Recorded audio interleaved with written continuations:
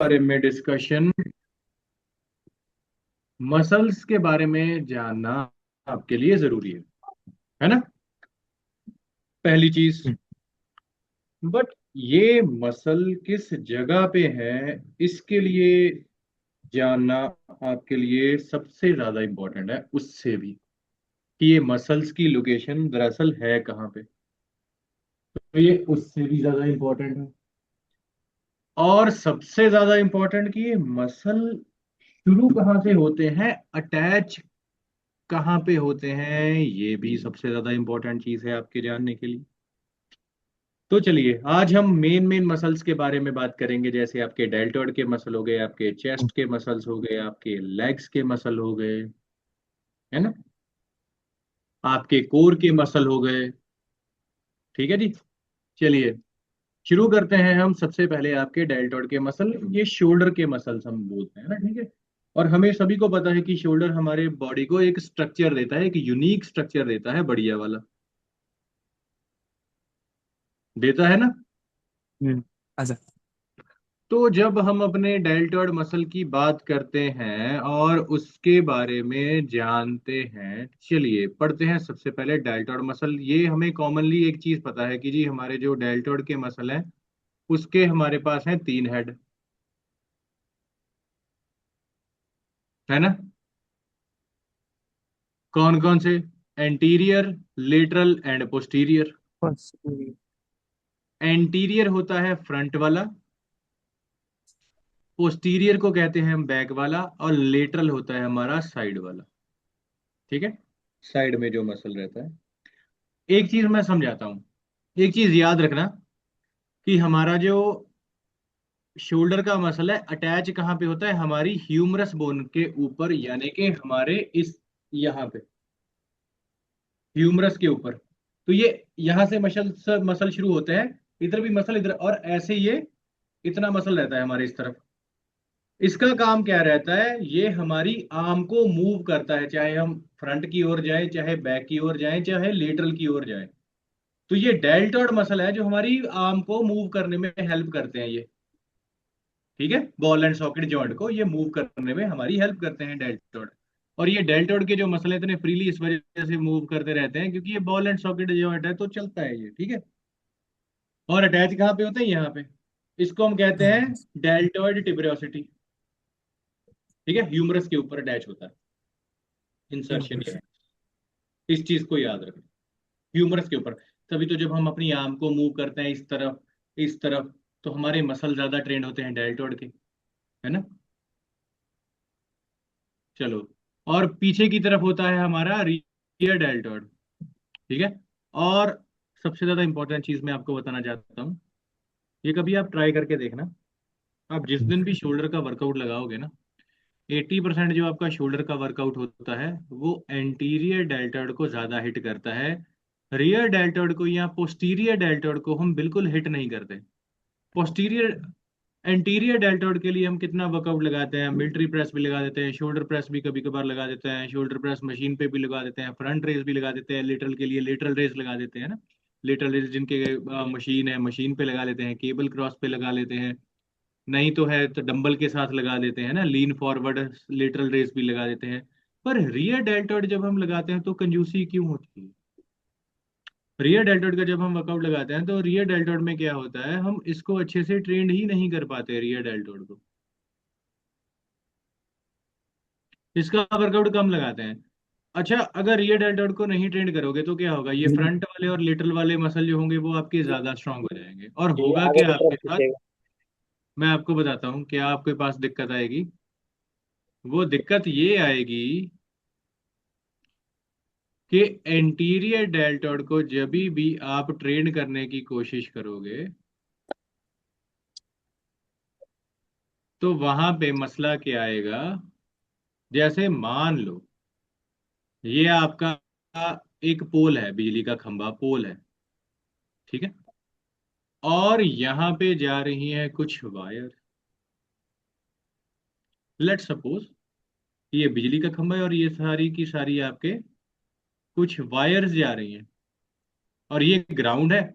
और इधर से भी इसने एक वायर को पकड़ा है, इधर से भी एक वायर लगी है, इधर से भी एक वायर लगी है और इधर से भी एक वायर लगी है। तो मतलब इन वायर्स ने इस पोल को जकड़ा हुआ है, तभी आपका पोल जो है वो स्टेबल है कि नहीं। जी। अच्छा, तो क्या होगा अगर आपके इस पोल के अंदर ये जो वायर है ये शॉर्टन हो जाए, मतलब सिकुड़ जाए या छोटी हो जाए, तो क्या होगा। ये और ये अपनी इस लेंथ से छोटी लगा दो तो क्या होगा। आगे वाली तो खींच देगी। जाहिर सी है, आगे वाला मसल खींच देगा। तो खींचे जाएगा, बिल्कुल खिंचाव हो जाएगा, और ये जो आपका पोल है ये इस पोजीशन पे ना रह के ऐसा टेढ़ा हो जाएगा इस तरफ से। तो लाइक दिस, क्योंकि उसने खींच लिया है अपनी ओर। अब इन तारों के ऊपर जितनी इलोंगेट होने की कैपेसिटी रहेगी ये दोनों उतनी इलोंगेट हो जाएंगी। दोनों कंडीशन में क्या होगा, जो तार जरूरत से ज्यादा छोटी होगी वो भी वीक हो जाएगी, जो तार जरूरत से ज्यादा लंबी हो जाएगी वो भी वीक हो जाएगी। तो हमारे बॉडी के मसल्स भी ऐसे ही है। जब आप मिरर बॉडी को ज्यादा ही ट्रेंड करते हो तो इससे क्या होता है, आपकी जो आर्म की पोजीशन है ये न्यूट्रल ना रह के ये आगे की ओर खींची चली जाती है, क्योंकि यहाँ पे आपके स्कैपुला जो होते हैं वो स्टेबिलिटी खो देते हैं अपनी, जिसकी वजह से आपका ऐसे पोस्चर ना होके ऐसा हो जाता है। कई लोगों को जो बैठे रहते हैं, रियर डेल्टोइड वीक हो जाता है, नेक की पोजीशन भी खराब हो जाती है इससे आपकी।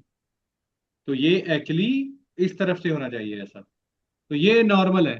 जैसे अभी कौशिक बैठे हैं कंधे आगे की ओर झुका के, तो ये नॉर्मल है, तो ये ऐसे होना चाहिए कौशिक आपका भाई, है ना। तो हाँ दैट इज सर। नॉर्मल। हाँ हाँ सर। Got it. तो हमने अपने मसल्स को इक्वली ट्रेन करना है। जब हम वर्कआउट स्केड्यूल लिखते हैं तो हमने देखना है कि हमारे सारे मसल इक्वली ट्रेंड हो रहे हैं कि नहीं। अच्छा, एक इलाज बताता हूं।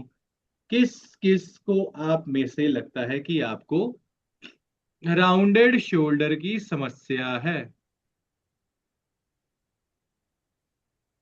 मुझे नहीं है सर। अच्छा, जिनको भी लगता है कि आपको राउंडेड शोल्डर की समस्या है वो क्या करें, रियर वो एक डेल्टो काम ट्रेन। करें। हाँ, स्ट्रेचिंग करें अपने मसल की कंटिन्यूसली। जैसे कि अगर उनके कंधे आगे की ओर झुके हैं तो हमारे अपने चेस्ट की स्ट्रेचिंग करें। ऐसे होल्ड करके 90 डिग्री पे इसको होल्ड करके इधर रोटेट करना है। तो इससे क्या होगा, आपका जो चेस्ट होगा वो खुलेगा। किसी पोल को किसी दरवाजे के साथ इसको रख के यहां से इधर की ओर ट्विस्ट करना है। ठीक है, और होल्ड देके रखने हैं 10 to 15 सेकेंड। तो इससे वो इलोंगेट हो जाएगा। इफ बैक बेंडिंग टाइम पे शोल्डर में प्रॉब्लम आती है, बैक बेंडिंग करते टाइम शोल्डर में प्रॉपर स्ट्रेच नहीं हो पाता। कौन सा वर्कआउट लगाते टाइम। बैक बेंडिंग करते समय, बैक बेंडिंग में। बैक बेंडिंग वर्कआउट कौन सा लगा रहे हो। वर्कआउट नहीं, मतलब बैक बेंडिंग जो होता है फ्लेक्सिबिलिटी के लिए। जैसे उसमें, चक्रासन हो गया आपका। हाँ, चक्रासन, चक्रासन। चक्रासन में आपके शोल्डर में पेन होती है जब आप अपने शोल्डर को रखते हो, तो शोल्डर में आपके मोबिलिटी कम है बेटा। ओके। आपके सिट्स मसल में मोबिलिटी कम है, सिट्स मसल में मसल वीक है आपके, थोड़े से उनको स्ट्रॉन्ग करो। स्ट्रेंथ जब आप बारबल प्रेस लगाते हो तब तो नहीं पेन होती भूपिंदर। जी सर, पेन नहीं होता है एक्चुअली। जैसे मेरा बैक बैक मेरी बैक लोअर बैक से तो मैं नीचे बैक चक्रासन में चला जाता हूँ। बट जब हाँ, इस टाइम हाथ रखना होता है तो जो हैंड्स की मोबिलिटी है, मतलब शोल्डर मोबिलिटी, वो कम है। आपके स्ट्रेंथ तो है। इंफ्रास्पाइनेटस जो मसल है ना वो लोड नहीं ले रहे, मैं आपको बताता हूँ आगे चल के है हमारा सिट्स मसल। ठीक है, उनके काम बताऊंगा मैं, SITS, शोल्डर के मसल जो है अंदर वाले। ये तो बाहर वाले हैं। सुपरफिशियल मसल जो आपके बॉल एंड सॉकेट जॉइंट को स्टेबिलिटी देते हैं उनकी भी बात करेंगे हम। ठीक है, फिर आता है हमारा पैक का मसल, पेक्टोरल मसल। अभी जनरल भाषा में ये कहा जाता है कि जी हमारे चेस्ट के जो है वो 3 हेड हैं, है ना। हमारी चेस्ट जो होती है वो 3 तरह की होती है। Upper chest, middle chest, lower chest. सच क्या है, सच में होती है क्या? केवल दो ही होता है। तो बेसिकली जो आपकी चेस्ट है, इनकी मेन मेजर दो सब क्लासेस होती हैं। पहली सबसे बड़ी जिसको हम कहते हैं पैक मेजर। पैक मेजर के हमारे दो हेड होते हैं, clavicular head and sternocostal head. ये हमारा क्लेविकुलर हेड है जो हमारी क्लेविकल बोन के ऊपर माउंट है, और ये है हमारा स्टर्नोकोस्टल हेड जो आपके 6 रिब केज कवर करता है। पहले 6 रिब केज यानी कि आपके ट्रू रिब्स को कवर करता है पहले। ठीक है। और ये इंसर्ट कहाँ पे होता है जी? आपके आर्म के साथ। तो आप अगर अपनी आर्म को फ्लाई करते टाइम एक्सटर्नली या इंटरनली रोटेट करोगे तो इसका इम्पैक्ट आपके चेस्ट की कॉन्ट्रैक्शन पे आएगा ही आएगा। जैसे आपने फ्लाई करते हुए एंड मूवमेंट पे आके अपने शोल्डर को एक्सटर्नली रोटेट कर दिया, ह्यूमरस को एक्सटर्नली आपने रोटेट कर दिया, तो इससे आपकी पैक ज्यादा स्क्वीज होती है। बट ये इम्पैक्ट फील तब आपको होगा जब आपका माइंड मसल कनेक्शन बेटर होगा। आपने कई बॉडी बिल्डर्स को ये करते भी देखा होगा। जी।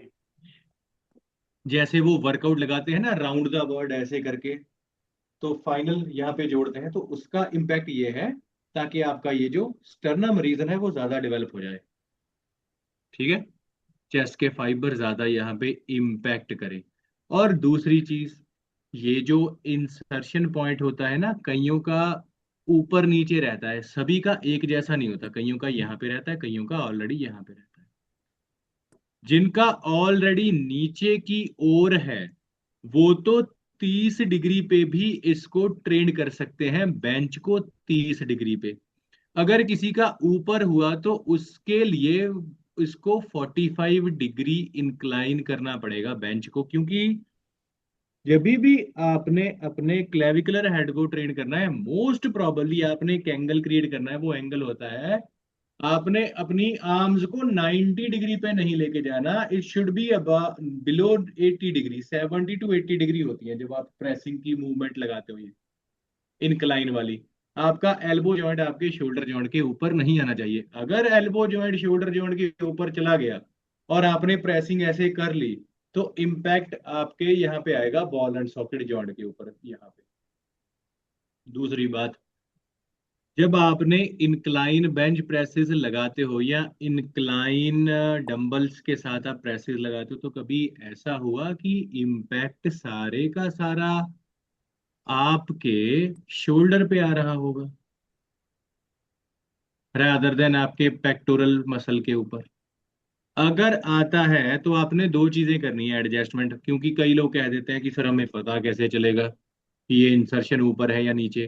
तो सबसे पहले आपने करना है, एक डंबल के साथ सेम वेट के साथ आपने सेम रेपिटेशन लगानी है 45 डिग्री पे, फिर आपने सेम रेपिटेशन लगानी है 30 डिग्री के एंगल पे सेम।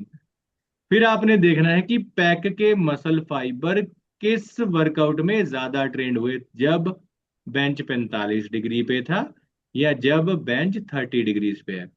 दूसरा है किसमें ये करना है कि जब भी आपने प्रेसिंग की कोई भी मूवमेंट लगानी है, बेंच प्रेस हो गई है ना, हमने अपनी आर्म्स को फुल्ली एक्सटेंड नहीं करना है ऐसे। क्योंकि जब आप अपनी आर्म को फुल्ली एक्सटेंड कर लेते हो तो आपके एंटीरियर डेल्टॉइड और आपके ट्राइसेप्स ज्यादा इन्वॉल्व हो जाते हैं। मेक श्योर करना है कि चेस्ट के ऊपर कॉन्टिन्यूसली टेंशन रहे। वो टेंशन तब डेवलप होगी जब आपकी एल्बोज बेंड रहेगी। वो बिल्कुल आर्म आपकी 90 डिग्री तक नहीं जाएगी फ्लैट, उसमें बेंड रहेगा हल्का सा। इतना, जितना उसके अंदर बेंड रहेगा उतना आपके चेस्ट के ऊपर कंटिन्यूसली टाइम अंडर टेंशन रहेगा। बॉडी बिल्डर्स वगैरह को या प्रोफेशनल एथलीट को कभी बेंच प्रेस लगाते देखना, आपको पता लगेगा, आपको लगेगा कि शायद ये हाफ रेंज ऑफ मोशन में लगा रहे हैं। इतना तक ही जाते हैं, वो पूरा खोलते नहीं ऐसे। क्योंकि इसके ऊपर इतनी तक ही मेरी पैक इन्वॉल्व होती है, उसके ऊपर जब आ जाता है तो आपके ट्राइसेप इन्वॉल्व होने लग जाता है प्रेसिंग के दौरान। ठीक है। हाँ जी गुरशरण। सर जब नीचे आते हैं तो चेस्ट के साथ टच होनी चाहिए अगर बेंच प्रेस लगाते हैं बार। अगर कई लोग टच करते हैं, but the thing is touch भी ठीक है, अगर आप थोड़ा सा उसके ऊपर रोकते हो तो भी ठीक है। Okay sir. सर ये पिछली बार भी ये बताया था आपने सारा ये। हम्म।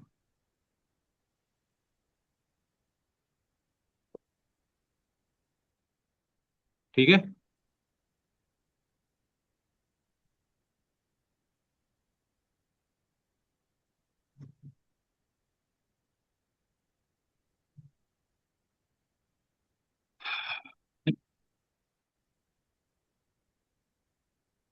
चलिए, तो इस चीज का ध्यान रखना, ठीक है। वर्कआउट लगाओ, वेरिएशंस इसमें आप ऐड ऑन कर सकते हो। वेरिएशन तब ऐड करना जब माइंड मसल कनेक्शन बेटर हो जाए और वेरिएशन को आप समझने के काबिल हो जाओ, क्योंकि मोस्ट प्रॉब्ली क्या होता है, हम वेरिएशन चेंज करते रहते हैं बट बॉडी उस चीज को अडेप्ट नहीं करती वेरिएशंस को।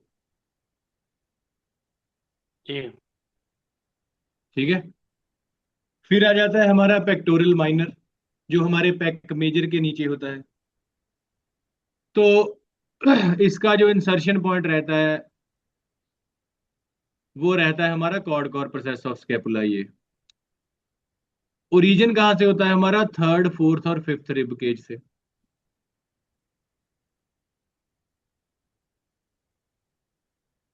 ठीक है, थर्ड फोर्थ और फिफ्थ रिब केज से ये शुरू होता है। Got it. और इसमें जो देखने वाली बात यह है कि जो हमारा पेक माइनर है वो हमारी रिब केज को स्टेबल करता है, स्कैपुला को भी स्टेबल करता है, और इसको डिप्रेस करने की कोशिश करता है ऐसे। जब हम अपने स्कैपुला को डिप्रेस करके प्रेसिंग की कोई मूवमेंट करते हैं तो आप फील करना आपके पैक के अंदर जो कॉन्ट्रैक्शन हो रही है वो ज्यादा हो रही है, rather than elevating your scapula. इससे और ये पोजीशन में दोनों में डिफरेंस है। जब भी आपने प्रेसिंग भी, अच्छा एक चीज देखिए, जब भी आप वो लगाते हो चेस्ट प्रेस सिटिंग मशीन के ऊपर, उस जी। पे आप कभी देखना कि ज्यादा आप इम्पैक्ट फील करते हो। वो हम्म। इस वजह से क्योंकि आप अपने स्कैपुला को डिप्रेस कर लेते हो नीचे, फिर उसको पुश करते हो, तो आपकी पैक जो होती है वो ज्यादा ट्रेंड होती है। यही हैबिट आपने जब आप लेटते हो, प्रोन पोजीशन में है ना, जब आप लेटते हो, लेइंग पोजीशन पे जब आप जाते हो, तो ये सेम चीज आपने बेंच के ऊपर ट्राई करनी है, ऐसे इसको नीचे डिप्रेस करने की कोशिश, फिर प्रेस करने की कोशिश करनी है आपने। किसी भी हिसाब से अपना शोल्डर यहां तक नहीं आना चाहिए, और ऐसे प्रेसिंग हम कर लेते हैं ऐसे, तो वहां पे हमारी बॉडी स्ट्रेंथ लूज कर लेती है और मसल की इंगेजमेंट वहां पे कम हो जाती है। ठीक है। इसको ट्रेन करने के लिए आपने, पता ही है, पैरेलल बारबल डिप्स लगा सकते हो, डिक्लाइन बेंच प्रेस लगा सकते हो, केबल क्रॉस लगा सकते हो from high angle to low, इस मसल को ट्रेन करने के लिए, है ना। वेरिएशंस होती हैं इसके भी। तो आगे से अगर जब आप वर्कआउट लगाओगे ना, तो कीप इन योर माइंड कि इस वेरिएशन के साथ आप कौन सा मसल जो है वो ट्रेन कर रहे हो।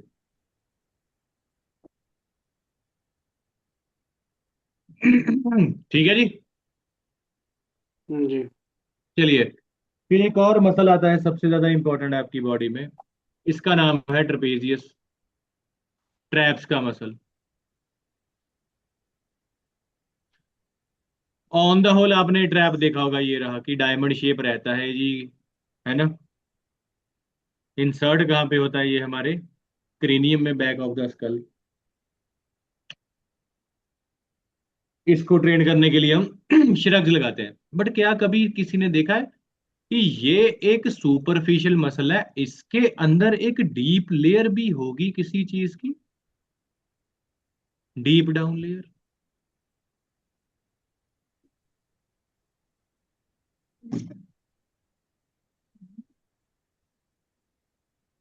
है ना। तो जब आप इसको पील ऑफ करोगे, इसकी ऊपर वाली लेयर हटेगी, तो आप जो पाओगे नीचे इसके मोस्ट प्रोबेबली दो मसल आएंगे मेन, रैम्बॉइड मेजर, रैम्बॉइड माइनर, और आपका लेवेटोर स्कैपुला। लेवेटोर स्कैपुला यहां से रहता है और अटैच आपके स्कैपुला में होता है। लेविटर स्कैपुला क्या करता है, आपके स्कैपुला को एलिवेट करता और एलिवेट करने का काम करता है ना। जब आप अपनी आर्म को ऊपर की ओर उठाते हो तो एलिवेट करता है ये, और साथ में इसको स्टेबल करता है। दूसरा, इसका जो मेन काम है लेविटर स्कैपुला का, असिस्ट करता है आपके हेड और नेक का पोस्चर। जब आप ज्यादा सिटिंग जॉब करते हो ना, तो आपका जो लेविट और स्कैपुला होता है ये लेंथन हो जाता है, जिसकी वजह से आपकी नेक की पोजीशन ऐसे हो जाती है, पिजन की तरह आगे को। और आपका जो सर्वाइकल जोन है वो कंप्रेस हो जाता है। इसमें एक्सेसिव कर्व आ जाती है आपकी स्पाइन में, और आपके यहाँ पे स्वेलिंग आ जाती है। तो ये सिर्फ इस वजह से होती है कि आपका जो लेवेटर स्कैपुला है वो लॉन्गेट हो चुका है। ठीक है। और आपके फ्रंट की तरफ यहाँ पे जो आपके नेक फ्लेक्सर होते हैं, स्टर्नोक्लाइडोमास्टोइड, वो टाइट हो जाते हैं, जिसकी वजह से आपकी नेक जो होती है वो आगे की ओर आ जाती है ऐसे। ये मसल आगे की ओर इसको खींच लेते हैं आपके नेक के, क्योंकि पोजीशन ऐसी रहती है ना हमारी सारा दिन, ये करना हम भूल ही जाते हैं। ठीक है ये।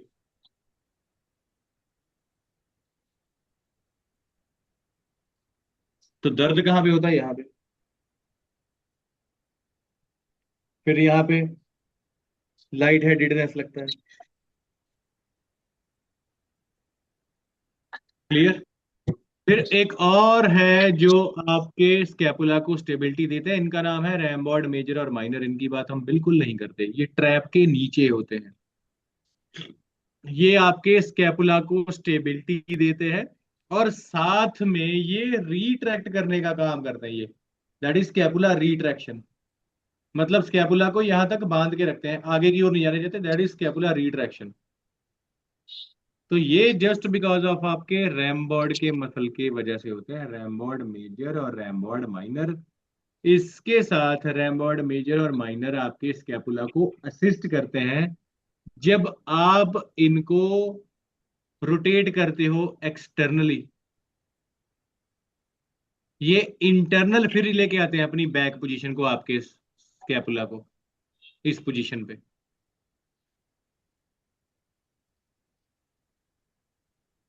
तो ये आपके रैमबर्ड्स का काम होता है। हमने सिर्फ एज अ होल इसको ट्रैप की तरह ही देखा है, इसके अंदर के मसल को हमने अवॉइड कर दिया, इग्नोर कर दिया। ये भी जरूरी है आपके ऊपर। अभी एक और मसल की ओर चलते हैं जिनका नाम है लेटिसमस डॉर्सी। लेट्स का मसल है आपके लिए काफी इंपॉर्टेंट। कहाँ से शुरू होता है लेटिसमस डॉर्सी आपके, T7 से T12 तक। साथ में ये क्रॉस करता है आपके थ्रैक को, लुम्बर फासिया को, और इलियक क्रस्ट को। इंसर्शन कहाँ पे होता है आपका, इंटरटिबिकल ग्रूव ऑफ द ह्यूमरस, ये रहा आपकी आर्म के अंदर। तो जब भी आप सुपिनेटेड ग्रिप में ज्यादा ऐसे पुल करोगे, सुपिनेटेड ग्रिप में, दैट इज सुपिनेटेड ग्रिप, तो आपका लेट्स जो डीप डाउन तक एंगेज होगा, स्ट्रेच ज्यादा आएगा उसमें, तो आपको विंग ज्यादा अच्छे मिलेंगे। ठीक है। बढ़िया बॉडी बिल्डर्स को देख लेना, वो मोस्ट प्रोबेबली प्रोनेटेड ग्रेप में ना सुपिनेटेड ग्रेप को ज्यादा प्रेफर करते हैं। बट सुपिनेटेड ग्रेप की एक दिक्कत आती है, अगर आपने अपनी रिस्ट को न्यूट्रल नहीं रखा ना, इसको एलिवेट कर लिया ऐसे, यानी कि फ्लेक्स कर लिया, तो असर आपके बाइसेप के ऊपर ज्यादा आता है, तो आपका बाइसेप ज्यादा ट्रेंड हो जाता है इससे। तो अगर आपने रिस्ट को न्यूट्रल रखना है वर्कआउट जब लगाना है ऐसा, इसको ऐसे नहीं होने देना, ना ही इस तरफ होना देना है। तो दैट इज न्यूट्रल पोजीशन, ऐसा ही रखना है, ऐसे ही खींचना है। ठीक है। तो इससे क्या कर सकते हो आप, अपने लेटेस्मस डॉर्सी को ट्रेन कर सकते हो, जिसको हम लेट्स बोलते हैं। लेटेस्मस डॉर्सी है इसका पूरे का पूरा नाम। ठीक है। लेटेस्मस डॉर्सी। चलिए, एक काम करते हैं, दूसरे लिंक पे आ जाओ।